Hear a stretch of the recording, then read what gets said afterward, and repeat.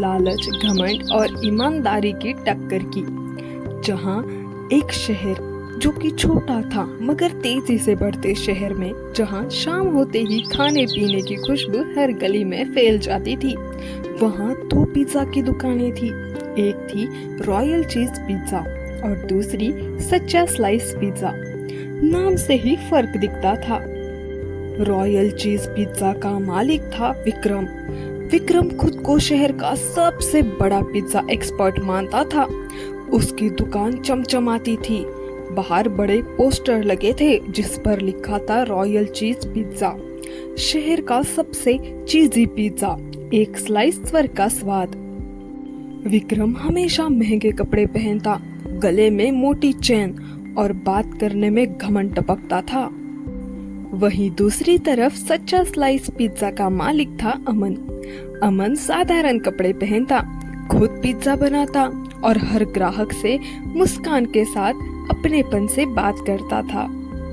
उसकी दुकान छोटी थी, ना ज्यादा चमक धमक, कोई बड़ा बोर्ड नहीं, बस वहाँ पे लिखा था सच्चा स्लाइस पिज्जा, जो दिखे वही स्वाद।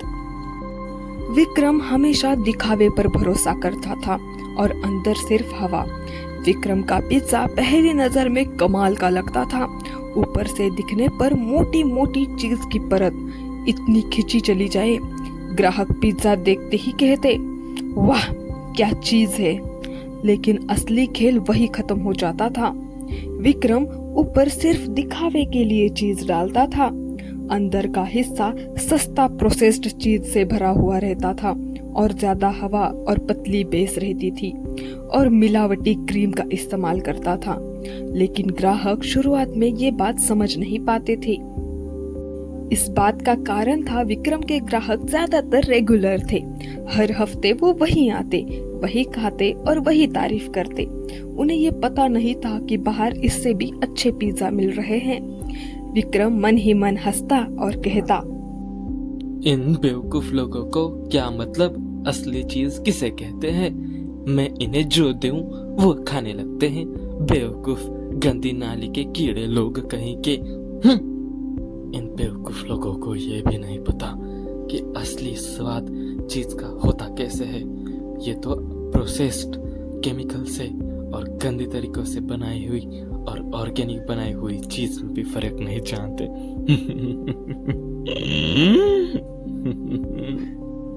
एक दिन अमन अपनी दुकान के बाहर खड़ा था। तभी विक्रम उधर से गुजरा। विक्रम ने हंसते हुए कहा, आ गया क्या रे अमन? वही अपनी पुरानी घिसी पिटी चीज पिज्जा रेसिपी लेकर। अरे कितने दिनों से बेवकूफ खुद भी बन रहा है और लोगों को भी बना रहा है। आज भी फिर से वही लोगों को अच्छा खिलाने के चक्कर में, ईमानदारी के चक्कर में तू खुद को नहीं देख रहा और ना ही तू अपने धंधे को देख रहा है। धंधा में पैसा ही एक ही धर्म है बेवकूफ, कब समझेगा? ये सब बंद कर दे और धंधे को धंधा समझ के चलाना सीख, तभी पैसा बनेगा और तभी जिंदगी में आगे जाएगा। बिजनेस में दिलिया लोगों को नहीं देखते, दिमाग से चलते हैं। दिमाग का इस्तेमाल करना होता है बेवकूफ, कब समझेगा ये बात को? मेरी तरफ देख, आज पूरे शहर में मेरे जैसा कोई नहीं है पिज्जा बनाने वाला। देख मेरे दुकान के बाहर कितनी लंबी कतारें लगी हुई है। अगर बस यूं ही ईमानदारी खेलता रहेगा तो जिंदगी में कभी आगे नहीं बढ़ पाएगा। अपनी आंखें खोल बेवकूफ। अमन मुस्कुराया और कहा, हाँ विक्रम भाई, मैं मानता हूँ दिमाग के साथ ईमानदारी भी जरूरी होती है। आपका ये मानना सच है कि दिमाग जरूरी है, मगर मेरा मानना ये है कि दिमाग के साथ ईमानदारी भी उतनी ही ज़रूरी है जितना दिमाग लगाना। अगर हम अपने आए हुए ग्राहकों के साथ ईमानदार नहीं रहेंगे तो उनका भरोसा कैसे जीतेंगे? और अगर उनका भरोसा ही नहीं होगा हमारे खाने पर तो वो कैसे आएंगे और कैसे विश्वास करके हमारा खाना चखेंगे? तो मेरा तो मानना यही है विक्रम भाई कि दिमाग के साथ ईमानदारी भी बहुत ज़रूरी होती है, चाहे वो कौन सा भी बिजनेस क्यों ना हो। ये बातें सुनकर विक्रम जोर जोर से हंसने लगा और कहा,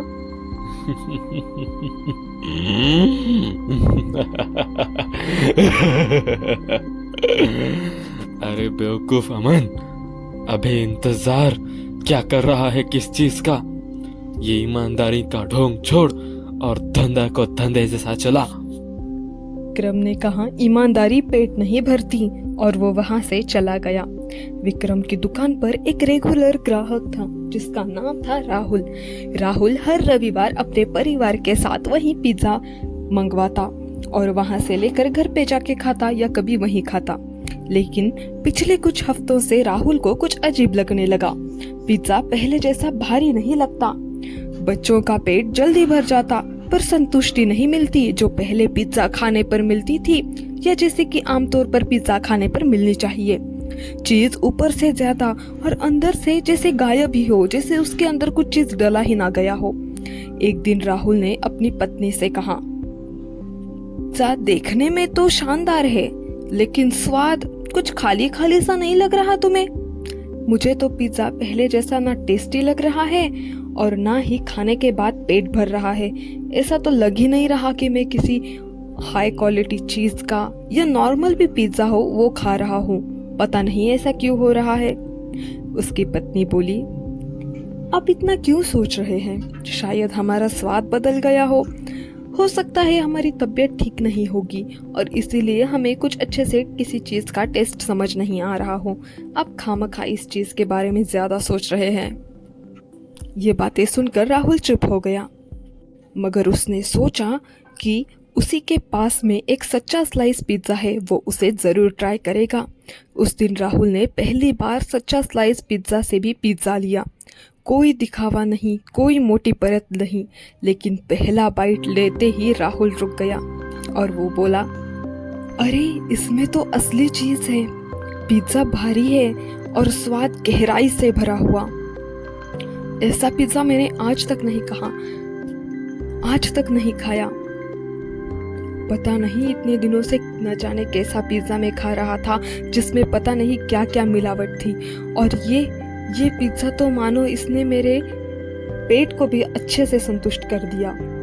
बच्चों ने भी कहा, पापा ये पिज्जा पेट को बहुत खुश कर रहा है, ऐसा लग रहा है मानो भरपेट खाना खाया हो किसी टेस्टी चीज का। ये चीज इसीलिए थी क्योंकि अमन पिज्जा खुद अपने हाथों से बनाता और हाई क्वालिटी मतलब ज़्यादा से ज़्यादा अच्छी चीज़ का इस्तेमाल करता अपने पिज्ज़ा में, ताकि पिज्ज़ा खाने में काफ़ी अच्छा लगे, टेस्टी लगे और लोगों का पेट भी संतुष्ट हो जाए। अगले हफ्ते और भी कुछ रेगुलर ग्राहकों को फ़र्क समझ में आने लगा। वो कहने लगे, पिज्ज़ा दिखता बड़ा है पर खाया कम जाता है, और पता नहीं खाने के बाद भी ऐसा लगता है मानो पेट में कुछ गया ही ना हो। और पता नहीं ये पिछले हफ्ते से ऐसा क्यों हो रहा है। लगता है इन्होंने कुछ खाने में मिलावट करना शुरू कर दिया है, क्योंकि पहले इतना गंदा स्वाद नहीं आता था पिज्ज़ा का। ऊपर से दिखने में तो पिज्ज़ा ठीक लग रहा है, मगर खाने के बाद तो लग ही नहीं रहा जैसे हम कुछ खा रहे हैं। तो कोई कहता, अब स्वाद पहले जैसा नहीं रहा। पहले अगर खाते थे तो ऐसा लगता था कि हाँ भाई, अच्छा हम स्वाद से भरा, चीज से भरा हुआ, चीज लोडेड पिज्ज़ा खा रहे हैं। मगर अब ऐसा नहीं लगता है सिर्फ आटे की मोटी परत पे कुछ रबड़ जैसा डाल दिया हो और बस हम खा रहे हैं उसे। ना कोई स्वाद, ना कोई टेस्ट, मतलब कुछ लग ही नहीं रहा जैसे हम पिज्ज़ा खा रहे हैं। और वो मन भी नहीं भरता जैसे पिज्ज़ा खाने के बाद हमारा पहले लगता था। ये बातें वो करते हैं और वो सोचते हैं कि हमें इसकी शिकायत विक्रम के साथ करनी चाहिए। वो विक्रम के पास जाते हैं और उसे बताते हैं, अरे विक्रम भाई देखो, हम आपके रेगुलर ग्राहक हैं और इसी चीज के लिए हम आपको पहली बार कुछ बोलना चाहते हैं। अब तुम पिज्ज़ा का सामान कहीं और से मंगा रहे हो या कुछ तुमने बदला है तुम्हारी पिज्ज़ा की रेसिपी में, क्योंकि अब हमें पहले जैसा स्वाद नहीं आ रहा।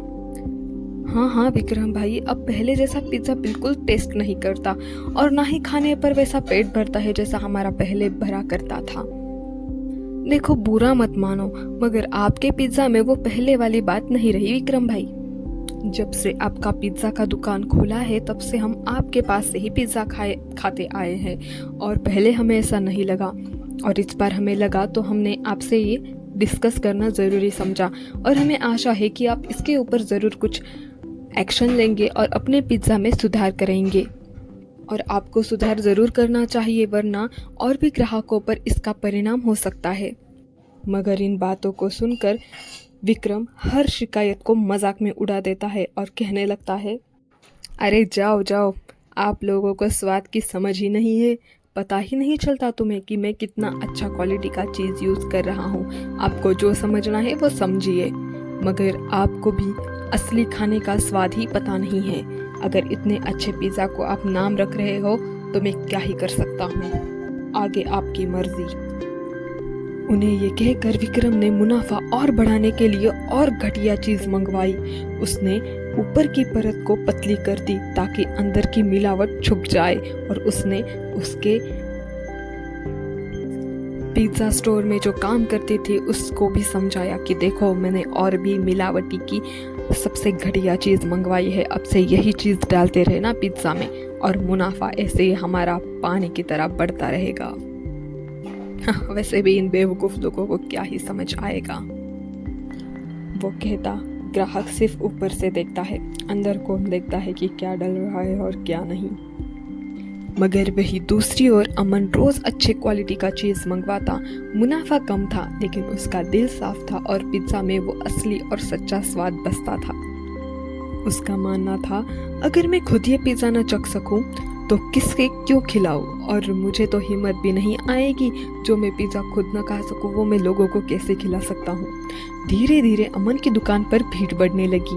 कोई शोर नहीं, कोई विज्ञापन नहीं, बस स्वाद और भरोसा जो काफ़ी सच्चा था अमन की तरह। वो दिल लगाकर पिज़्ज़ा बनाता, अच्छे से अच्छी क्वालिटी का चीज़ यूज़ करता और बहुत ही प्यार से हर एक लोगों को मुस्कान के साथ अपना पिज़्ज़ा खिलाता। एक दिन शहर में फूड फेस्टिवल लगा। दोनों दुकानों को स्टॉल मिला। लोगों ने वहाँ पे आकर दोनों के पिज़्ज़ा चखे बिना नाम जाने, मगर जब रिजल्ट आया तो सब हैरान रह गए। सबसे ज़्यादा पसंद किया गया पिज़्ज़ा था स्लाइस, सच्चा स्लाइस पिज़्ज़ा, हाँ, जो कि हमारे अमन का था।